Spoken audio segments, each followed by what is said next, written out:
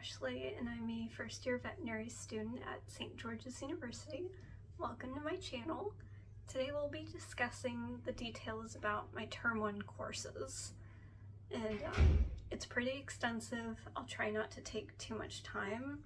And if you see me looking down, it's because my notes are here, just so I can keep track. But to start out with, I'm going to talk about the core classes we have, meaning we do the majority of our lectures and labs in these courses. But starting out, we have Veterinary Anatomy 1. It's a 5 credit hour course. It's split into the lecture and lab portion. For anatomy lecture, typically we meet between 3 to 5 times a week. It could be just for 50 minutes or it could be for 2 hours. It just depends, again, on the week.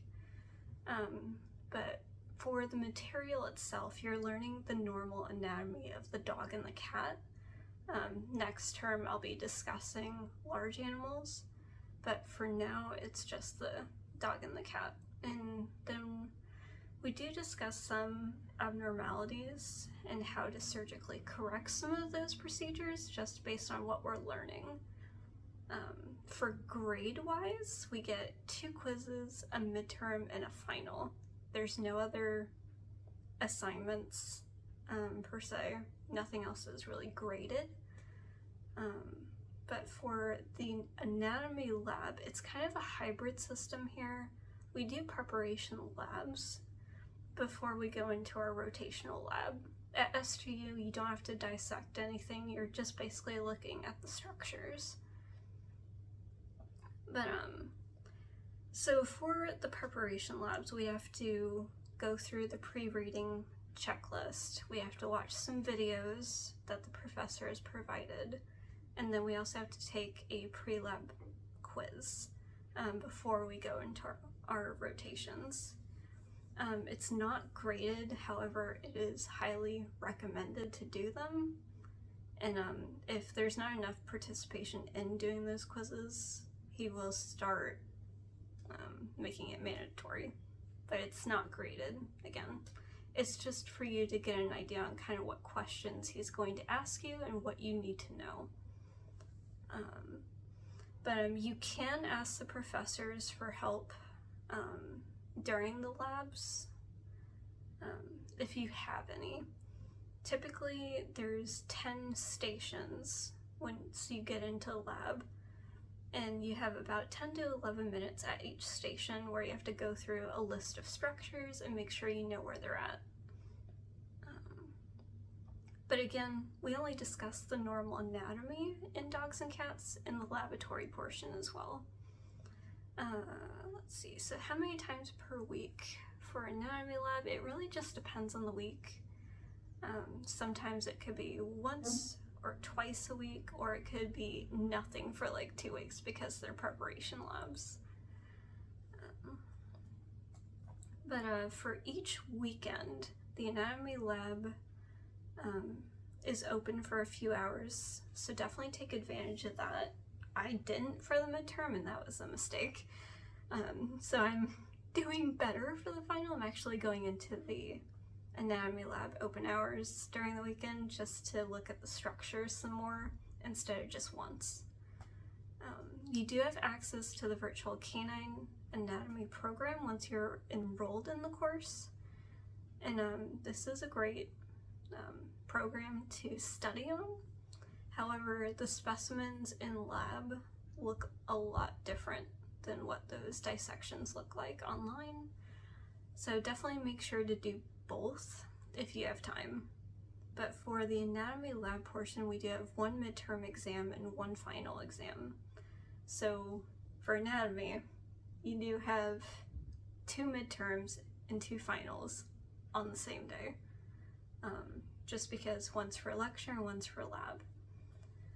And in the anatomy lab, there is a dress code. You do have to have a white coat. SGU does provide one during the white coat ceremony, but I would probably get one before you come here, just because it's gonna get really dirty and smelly and you don't want your really beautiful SGU white coat to get ruined the first term you're here. And you do need scrubs. Any solid color is acceptable, as long as there's no pattern or logo on it. And your hair does need to be tied up for any long hair. And you do need to have gloves as well. The school does not provide this, so you will need to bring a package of gloves down. It doesn't matter what type, just make sure you bring some. And there are no textbooks for any of my courses this term. All lecture and lab materials that you need are provided to you, or you're given a resource to utilize. So some of my struggles in anatomy specifically is that there is just so much to know about the dog and cat anatomy that it's difficult to find time to study it all, just because it's a massive amount of material that's thrown at you, and now you're going to be a doctor, so you kind of need to know it. But personally, I didn't take an anatomy class during my undergrad. I kind of wish I had, because it probably would have helped.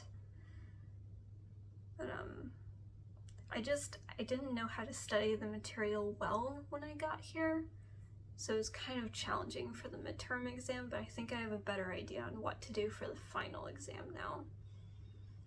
For study methods, I've been going through Kahoots, Quizlets, attending open lab hours, attending the peer learning groups, which is the tutoring services here, repeatedly going over the lab list on the virtual canine anatomy program, and now I'll be doing it in lab as well. Definitely asking the professor if you have any questions at all.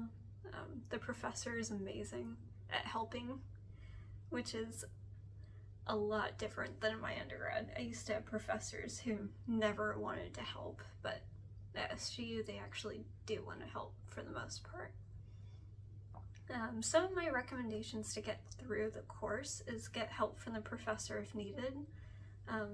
All of the professors provide like open hours where they can help answer any questions you have. You just have to set up an appointment to speak with them or email them or post questions on the discussion boards. And let's see. I would probably recommend self-testing a lot to figure out what you need to work on weeks before an exam or a quiz, just because you want to make sure you're keeping on top of everything, just because you have a lot of classes going on. And if your university does offer a veterinary anatomy course, I would recommend taking it. It might help you in the long run, if you have space or time or the money in your schedule to do it. But that is it for anatomy. Next up will be physiology. Alright, so for veterinary physiology, it's another 5 credit hour course, and it's only a lecture. There's no lab associated with it. So for the lecture, we meet approximately 4 to 7 times per week. It can be 50 minutes to 2 hours again.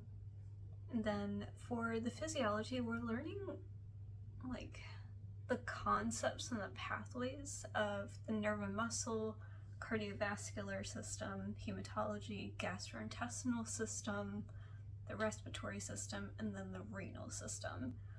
And he bases his questions on the quizzes and exams on clinical examples.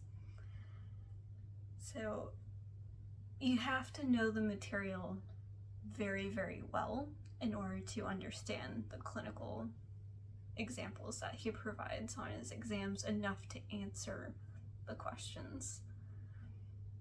But for grade-wise, we have 2 quizzes, 1 midterm, and 1 final. And then also, physiology has a bunch of group assignments that we do after each individual module. So when we're done learning about the nerve and muscle system, you'll get to do a group assignment. If you do like the renal, then you have to do another group assignment. But the struggles that I have in this course is that it's very concept based, and all the grades associated with the class are clinical based questions. And I don't know, it's kind of hard for me to think of being a doctor in my first term of vet school. I know I'm in the degree for it, but when you've had a break from undergrad and doing like an animal science pre-vet degree, it's very different to start moving your mindset to the way of a doctor does. And I've actually never had this type of class before, so it's been really challenging for me. Some of the study methods I've used is doing Kahoots, Quizlets, attending the peer learning groups, asking the professor questions if needed on his discussion board, and then whiteboarding the concepts and pathways that we learn in class, and studying in groups. Most of the time I like studying by myself, but for physiology I found that working with others is actually better for me. So it could help you too, I don't know. But some of the recommendations to get through the course is to get help from the professor if needed, attend the tutoring services, utilize the discussion board to ask questions if needed, and self-test a lot to figure out what you need to work on. Then if your university offers a veterinary physiology course and you would like to learn more about it, I would probably go ahead and do that. And also utilizing the whiteboard method by drawing out the pathways and concepts to get the big picture on what the professor is trying to teach us.